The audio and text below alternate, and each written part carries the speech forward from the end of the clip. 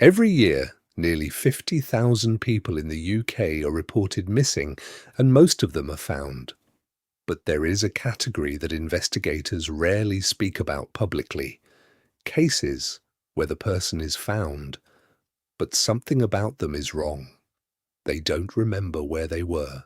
They don't remember what they saw. And in every single one of these cases, the person describes the same thing before going silent forever.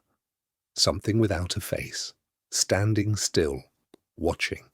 This is one of those cases. The city is alive but indifferent. Rain falls in thin silver needles under yellow street lamps.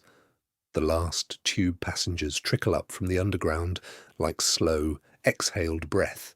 Taxis splash through standing water. A fox crosses the road without looking. Martin Cole, mid-30s, architect, grey coat buttoned to the collar, emerges from the station and checks his phone. No messages. His face is tired. His eyes are the kind that have stopped expecting good news. He walks east. Familiar streets, past the off-licence, past the Bangladeshi restaurant with the steamed-up windows, past the narrow alley where skips overflow with cardboard. He does not notice the figure across the road. It is standing beside a lamppost, not leaning, not moving, dressed in a dark coat, the collar turned up high. Its head is tilted slightly downward. Martin rounds the corner. The figure does not follow. It simply vanishes from where it stood, not walking away, not running, just no longer present in the light. A modest flat. Architectural drawings pinned to the walls. A half-drunk bottle of red wine on the kitchen counter. Martin drops his keys in the ceramic bowl by the door, a ritual so embedded it requires no thought. He fills a glass of water at the sink and looks out through the rain-spotted window at the street below. He freezes. 3 floors down on the pavement directly across from his building, the figure is standing there. Same dark coat, same downward tilt of the head. Martin leans closer to the glass. The lamplight catches everything. The pavement, the parked cars, the puddles, but the figure's face remains completely lost in shadow, not obscured by the collar, not hidden under a hat, just absent. Where features should be, there is only a smooth, pale nothing.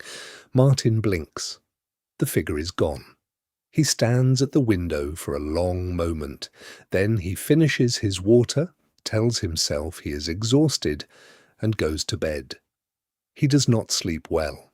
The financial district at rush hour, thousands of people in identical black coats moving in identical directions. The Docklands Light Railway rattles overhead. A cold wind comes off the Thames. Martin walks through the crowd.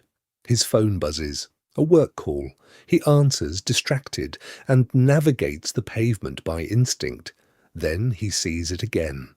Across the plaza, standing perfectly still while every other human being surges around it like water around a stone. Same coat, same blank, featureless pale oval where a face should be. Martin stops walking. The crowd parts around him. He stares. A woman collides with his shoulder and apologizes. He doesn't respond. When he looks back, gone. His colleague's voice crackles from the phone.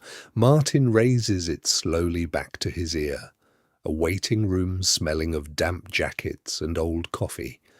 Martin sits across from a uniformed officer, late 20s, patient, but unconvinced. The officer nods, offers nothing further, and Martin leaves into the rain. Martin has driven 300 miles. The city has given way to open moorland, vast and indifferent and grey. Granite tors rise like broken teeth against low cloud. There is no phone signal out here. That was the point. He has rented a stone cottage at the edge of a small village. He parks, pulls his bag from the boot, and breathes the cold, damp air. The village is called Merrow Cross. It has a post office, a pub, a church with a graveyard old enough that most of the names have been swallowed by weather. He tells himself this was the right decision. A week away. No city. No crowds to see things in. He does not look at the tree line across the road. If he had, he would have seen the figure standing among the pines, standing perfectly still, watching. Warm firelight, low beams. A handful of locals who look at Martin, the way all villages look at outsiders, noting him without acknowledging him. He sits at the bar. The landlord, 60s, heavy-set, a man carved from the landscape itself, sets a pint down without being asked. Martin jolts awake. The cottage is silent. Wind moves across the moor outside like something breathing. He lies still, listening. Then he hears it, a sound from just outside the front door. Not knocking, not scratching. Stillness. The particular quality of stillness that only exists when something is pressing its weight against a door from the outside. Martin does not move. The sound, the absence of sound, lasts for 47 seconds. He counts. Then it stops. He gets up. He goes to the door. He opens it. The moor stretches out before him, pale and empty, under a half-moon. Cold air floods the cottage. Sheep wool caught on the stone wall flutters. Nothing. He looks down. On the doorstep, in the mud, are 2 footprints, side by side, perfectly still, facing inward, as though something stood here for a very long time, as though it simply watched, and then ceased to exist. Martin walks across the moor. He doesn't know why. His legs have decided before his mind caught up. The tor rises ahead of him, the same one in the article photograph. He recognizes its shape. He stops 20 feet from it. The figure is there, standing against the granite, the blank oval of its face turned toward him.